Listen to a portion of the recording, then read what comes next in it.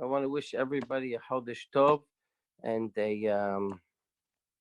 uh, I know this is trying times before we're going to Pesach, but I want to wish everybody a healthy and Bezrat Hashem as festive as a Pesach as we can expect in this month of Nisan. Just one note that just last night, some of the rabbis had a phone meeting with Dr. Dietrich, and of course, he was continuing to encourage us to practice our social distancing as we've been practicing, and really staying in the home as much as possible, unless there's extreme necessity like food and likewise. But he also mentioned that in terms of the community and what he sees out there and what's happening in the hospitals, of course, we're all feeling the pain, but he says our community is generally doing better than most. So if that's a bittersweet pill in this time, we should at least know that information. He asked us to send that message. I would like to use the time, the next half hour or so that's allotted, to discuss some of the unique situations, halakha ma'aseh, this year that present themselves in terms of our preparation for Pesach in these times. So, and there have been a number of questions, and towards the end, if there are any questions, I'll try and allot a few moments for those. But like we know, coming into Pesach in these difficult times provides some challenging halachic questions, and we'd like to try and address as many of them as we can. I'd like to say that after this, we'll probably be advertising another class that will dealing with these issues, one or two series of classes in a little bit more depth and analysis. And if anyone would, be interested, they can probably join us then as well. We're coming into the month of Nisan, and we are in actually the month of Nisan. And first halakha that approaches us is the halakha that we're all focused, not all focused, but that people mention, asked is Birkat Ilanot, right? So what do we do now? We're supposed to now this month make a beracha on trees, and these are outdoors, and obviously our quarantining situation precludes us from doing that. So there are situations where a person can, if he wants, find it, goes and drives by and makes a beracha in his car. That's fine. But one should know that according to Acham Uvadia, that if one cannot make the beracha Birkat Ilanot in the month of Nisan, he misses it. He can even still do it even in the month of Iyar, even past the month of Nisan, he can still make the berachot. That's of course assuming that he sees the trees at their appropriate state of budding before the flowers fell off and the fruit grow. And if he misses it, unfortunately, he would miss it. It's certainly not something that one should put himself in great meetings, even outdoor meetings, to do. One should be careful, and that's certainly not a halakha that one should put, nor any halakha should one put himself in danger for those situations. Regarding the question that comes up very often with the women's mikvaot, right? The question of the mikvaot in terms of women that feel they need to go to the mikveh. This is the time where they have to go to the mikveh, and the questions of what that means. So it's important to understand that our mikvaot are taking very seriously the protocol that is being recommended by the CDC and the doctors. And there's a whole elaborate protocol. They've sent them out many times on emails and things like that need to be adhered to by the mikvaot. And you should make sure whatever mikveh you go adheres to that protocol. It's very, very important. In terms of in a situation where mikvaot are no longer an option right now, that's not the situation, but if that would come to the point, there is, of course, the option of dipping in the ocean. However, that also should be practiced with great caution. One should, if it comes to that, one should also ensure that one does so without a lot of people, and that's very important. So the other option is, if that is not an option and the mikvaot are not an option, your only other option then would be, of course, to not dip, which is not something we encourage, but there would be no other option other than not dipping uh, uh, outside of those. Now, that means that there's a whole confusion out there regarding certain halachot. There have been people who are suggesting that it's potentially possible to dip in a bathtub, take a shower, dip in a jacuzzi. This is nothing new. The opinions that talk that this is based on are quite old, 1,000 years old plus. Harambam, the great Rambam, in his Perushim Mishnayot Masechet Mikvaot, brings a question, an opinion that says Mayim She'uvim, drawn water that's not actually drawn, but it's nimshach. Is that permitted? And Harambam himself in the Perushim Mishnayot disregards such an opinion. Other more recent psakim that may have that this recommendation may be based on. There's a Shutum Tzur Devash by Rabbi Refuah Shelemah Ben Shimon. These are misapplied and misunderstood into this situation. And regarding the piping structure and the system over there was a different system than here. And so therefore, one should not rely on the opinions that actually tell people that they can actually go and dip in their bathtub or dip in their jacuzzis. Some of those opinions are either based on halachot of minority or even singular opinions that the great poskim have debated, or misapplications of some modern day psakim from true poskim that have that therefore are not being applied in its appropriate context. So therefore, again, with regards to the women in the mikvaot today are an option. They are taking serious precautions, as far as I understand, that include by appointment only, waiting in the car. When you get into the mikveh, you're encouraged to do all your preparation at home. Do nothing but dip. Come out. There's a time where they are cleaning everything, and whatever time frame that needs, the mikvaot are being tested daily based on their chlorine, how much chlorine is in the mikveh, and all of these situations are being taken care of, and that protocol for the safety of the participants. We should encourage that anyone who feels sick and that anyone who has temperature or any of the specific situations in which the CDC says may be a situation where that person has or may be sick and have the illness, should refrain from dipping in the mikveh. And that's a clear situation. The person should refrain, because at that point you'd be putting other people in danger that are attempting to use the mikveh. So that situation should be understood. Regarding dipping kelim, pots and pans, people have new pots and pans for Pesach.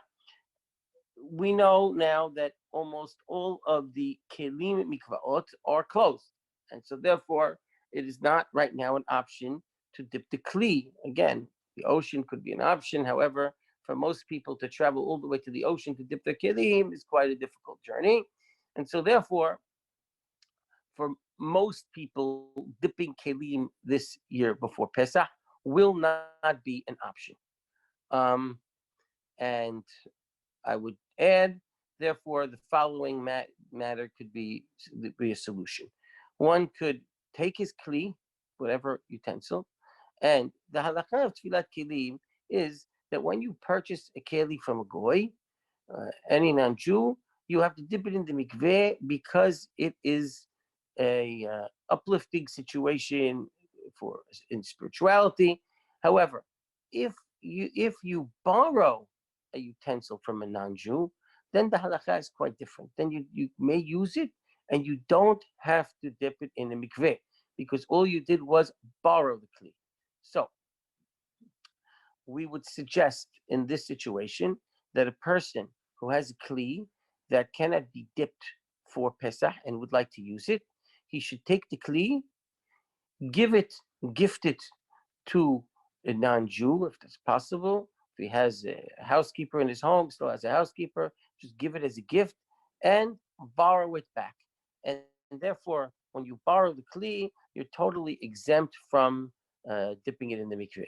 This is something that we've recommended many times every year when a person buys an electrical appliance that can't be dipped in the mikveh, because if you dip it in the mikveh, it would actually ruin the appliance. So therefore, because of this, we've always recommended to do this way of dealing with the kli. Excuse me. We've always recommended to practice that. However, this year we would recommend it on a much larger scale for any kelim that would need to be a situation. What about being mafkir? So I'm not really. I've read that somewhere, and I'm really not understanding how that could work. I need to get more clarity on that, because how are you mafkir kli that that if you're how are you mafkir kli and then continue in your house to use it and could say that while you're using it it's hefker, and that you've only taken it ownership after Pesach, you reclaimed ownership. I'm unclear of how that hefker could work. If a person doesn't have a goy in the house, so then he could make a over the phone deal with a goy, kesef koneh begoy, and let him send money, Venmo, or any other way where they can have some form of a small monetary transference. He pays you $1 for the kli. You can sell it to the goy. Say, oh, it's not. I don't know why one would need to rely on the hefker situation to be mafkir the kli. I'm unclear about that. So again, I don't. I'm sure I've heard this halakha. I'm sure there's poskim that related. I just don't personally understand how that would work, being mafkir the kli. But I'm willing to look into it and to try and understand it in a better fashion. So that in terms of tfilat kelim. So we have the tfilah of the woman and the tfilah of the kelim being dealt with. Men's mikvaot are closed, and men should not dip in mikvaot at this point.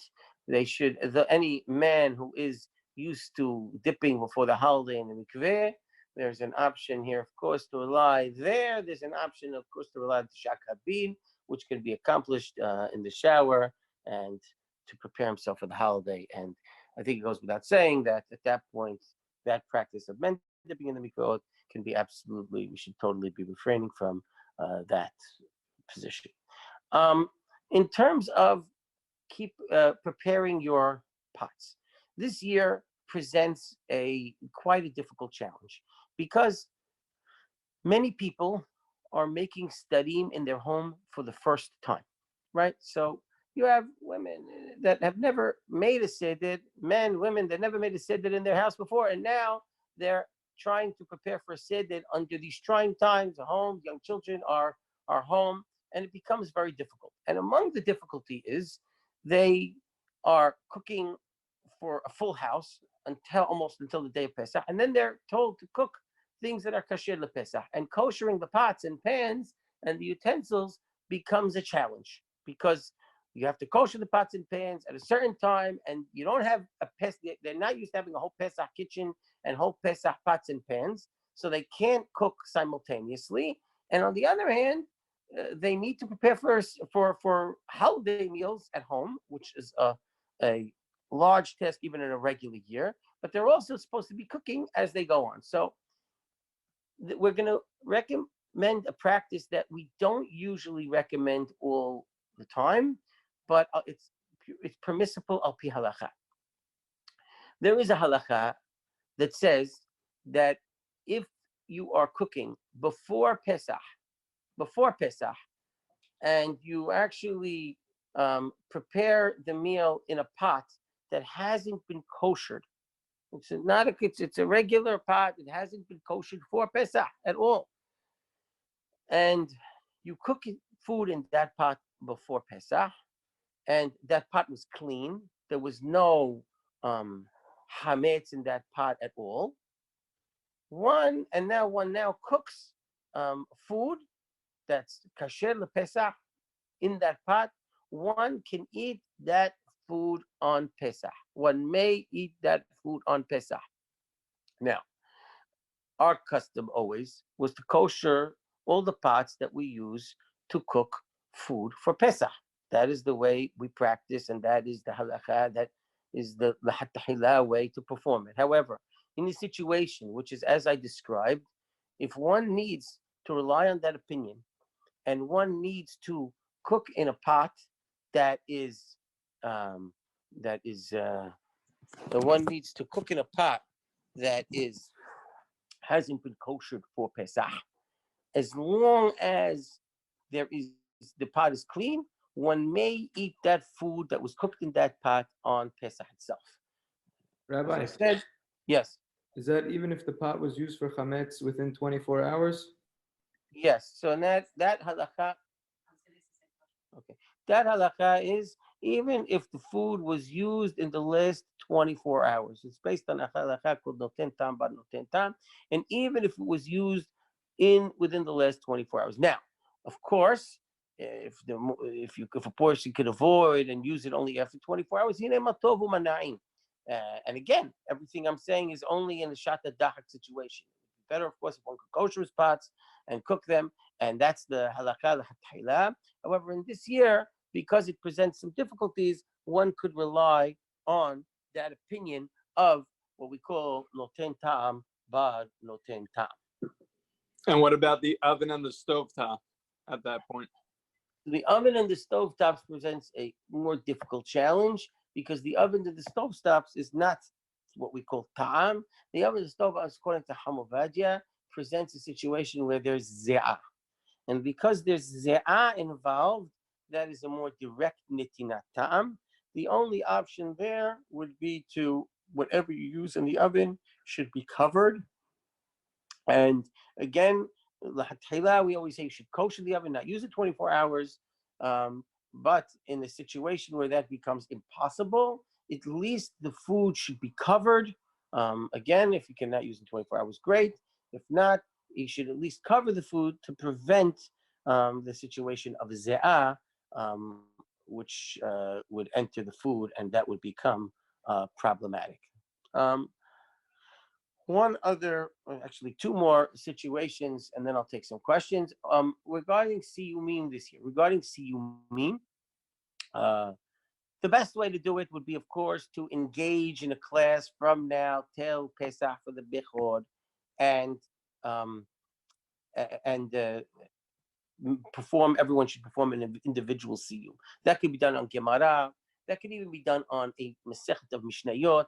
As far as I know, there are various classes that are given of Masechtot of Mishnayot that are doable for the people to from now till Erev Pesach to make a siyum. There are some small Masechtot of Mishnayot, 3 or 4 prakim, and as best as you can, one should partake in a class that involves that. I know I'm pretty clear that I think Rabbi David Towel just started one online a day or two ago, and there are many classes. I think that is the ideal time, especially now in this difficult time for Klal Yisrael.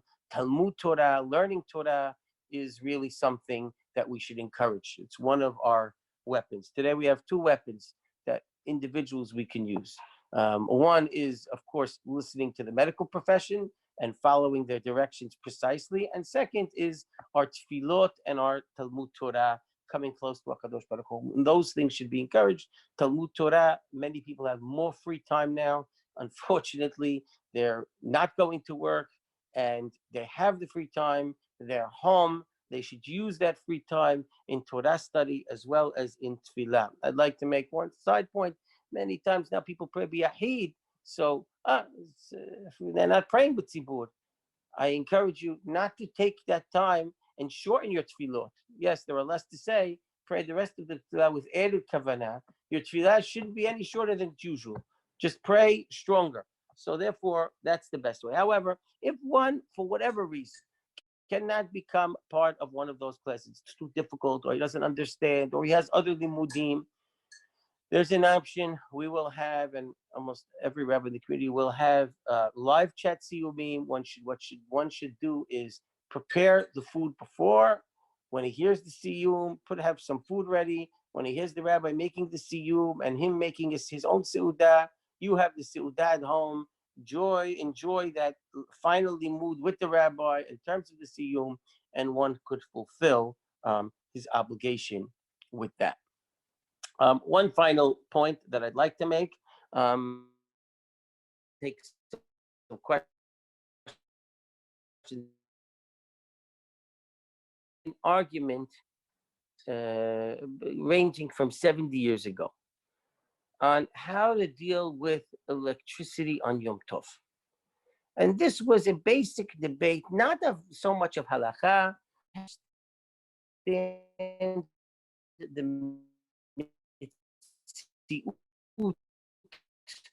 of, and so that it's a highly debated argument, and the reality of what does it mean to understand Yom Tov.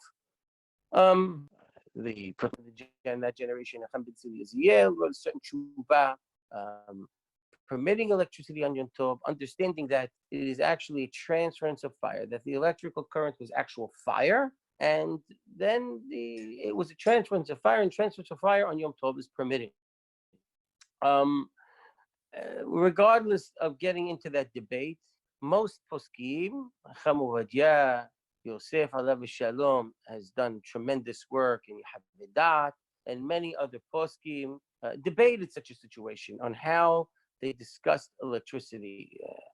Rav Shlomo Zalman Auerbach, Hashmal B'Halacha, also to that he treatise on this discussion. And today, the consensus amongst Tov is forbidden.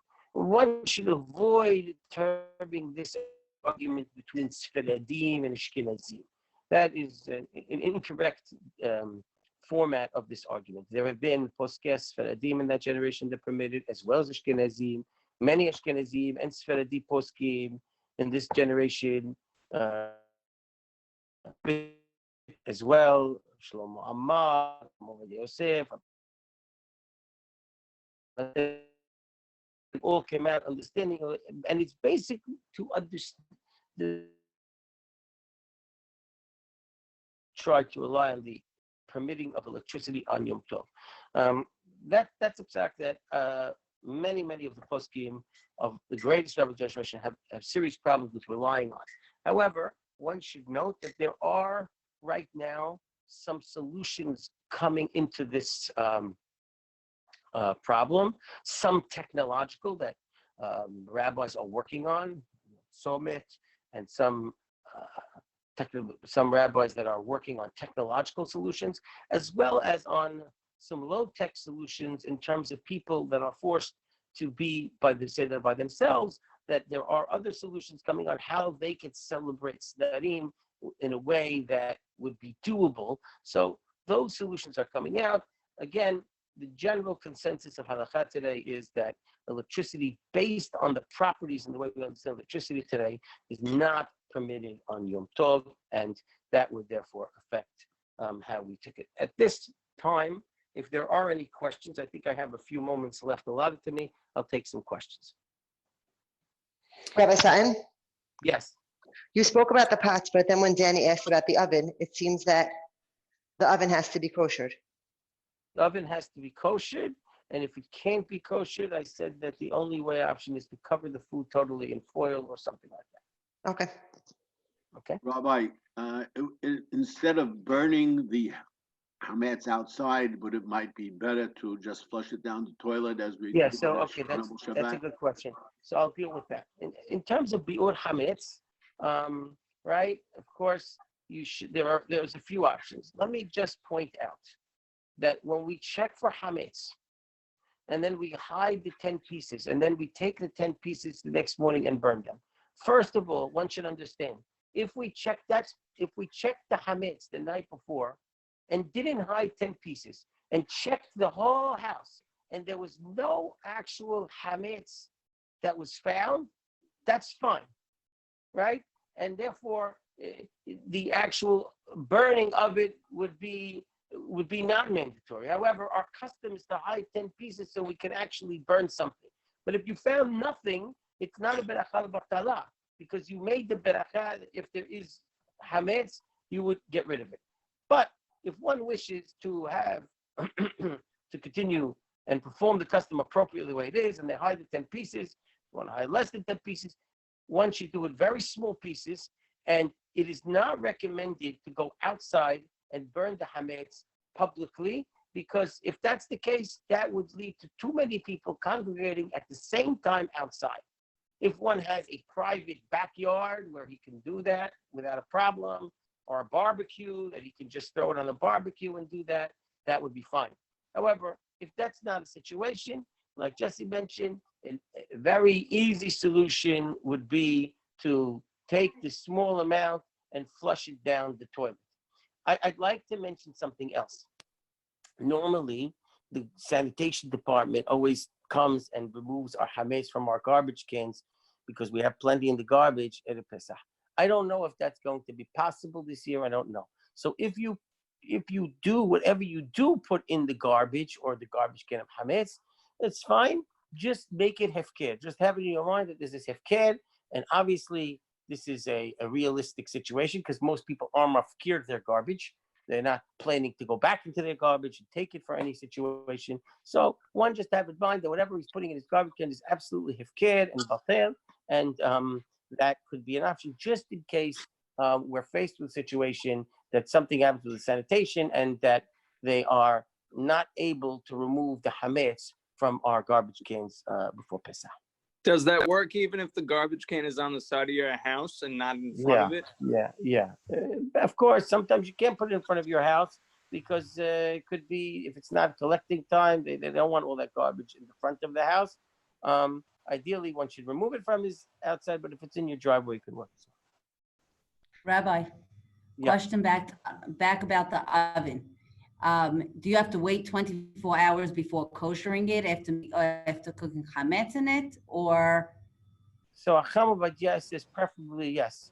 You should wait 24 hours before koshering it, before cooking, before koshering it for Pesach.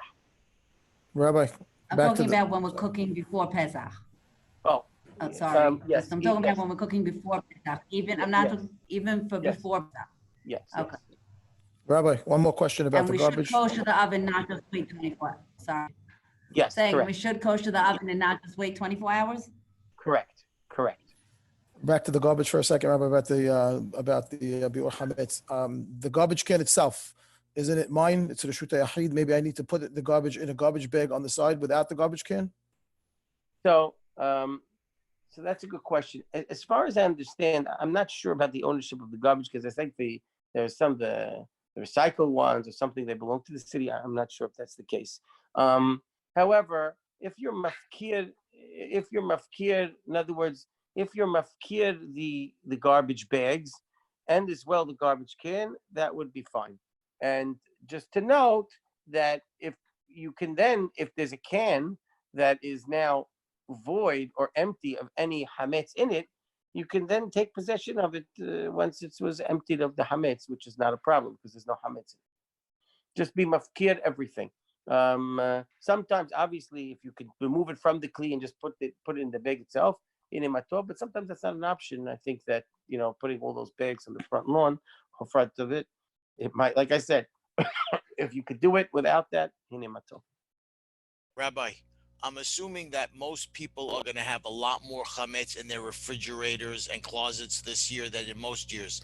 Is everything going to be covered under the sale of the chametz? Yeah. In other words, you should find this year the sales are going to happen mostly online. You should find an online rabbi that sells it online, and you could handle it like you would do the sale every year. Nothing should have changed. But everything that's still in your house is covered. You don't have to Right. get rid of everything. Right. One note for that, many people who would normally, visit an office or a second home before Pesach and clean that house up will not be able to do so this year. So just have in mind that when you sell it, you sell not just the contents, but you sell that entire area, so that because you weren't able to actually clean it before Pesach. Thank you. Rabbi, regarding burning, About- I mean, I don't understand if it's just saying you make it hefker. If it's burned and it's not fit for a keleb, it has no. No. value. When I was talking about hefker, I was not talking about what you're burning. I'm talking about many times people, they take a week before Pesach, a few days before Pesach, and they have garbage, and they put it in the garbage can, and they assume that the sanitation department will have picked that up. This is not what you're burning. They assume that stuff that you picked up before Pesach, and now the sanitation department may not be able to do that this year. I don't know. Maybe they will. If not, we're not talking about hametz that's burnt. Hametz that's burnt is batayah. That's gone. We're talking about hametz that's not burnt. Hametz that you didn't burn. Hametz that you had in your garbage can, bags of garbage that last for a few days. So if the sanitation doesn't come, you should make it hefker. Rabbi, what about Obviously, stuff cars? that you have burnt, obviously stuff that you burnt, you don't need to make it hefker. Rabbi, what about cars? What? Cleaning the cars. What do you mean in the cars? Like, do we have to clean the cars this year? Well, listen, getting in the car shouldn't be an issue. Checking the car should not be. You would just check the car to make sure there's no hametz. Cleaning the cars usually is something, stringency. Washing the cars is a stringency that I don't think you have to. You can't do this year. Just check the cars to make sure there's no actual hametz in the cars, and that's it. Thank you. I have a question. What about taking a hot shower on the holiday? So I'm not sure how that's related to this year specifically, but that's a very good question in terms of hot showers on the holiday. There are pi halakha to wash one's body in hot water that was heated on Yom Tov is forbidden on Yom Tov. However, there are numerous poskim that say that taking a hot shower on Yom Tov, based on the way our showers are situated, is permitted. That's a question that I would say every year would apply the same and should be addressed each one according to his posek halacha in terms of that. I don't know if that presents a challenge extra this year, other than you should always be washing your hands with soap and washing your hands and face. And that issue is, of course, permitted in hot water every year on Yom Tov, because panav yadav v'raglav is permitted to wash one's hands and face on any Yom Tov. Rabbi, if you were our posek, what would you say about the showers on Yom Tov? So I would say that's we could have a discussion. I don't know if that this forum is for that question. This is really more for specific issues that come this year. Rabbi, if one's concerned about leaving on heat sources on the 3-day holiday, is there a best way to do it between the hot plate, the blech, and the oven? A timer. The best way to do what I do is also just use timers for the hot plate and things like that. Use a timer. Yeah, that's what I would do. That's, I think, the most effective, simplest, low-tech solution. Okay. All right. I want to again close by wishing everybody a healthy, and I think it's a challenge this year, but we should celebrate Pesach as much as we can. Understand that Pesach is a holiday of Geulah. B'Nisan nigalu u'b'Nisan etidim nigael. And we pray and hope that this year in Nisan we will have a Geulah from our recent problems, and also we should have a true ultimate Geulah. B'ezrat Hashem, we should say Be'emet l'shana haba b'Yerushalayim ila Kodesh. Amen. Amen. Thank you, Rabbi. Thank you, Rabbi. Bye-bye. Thank you. Thank you.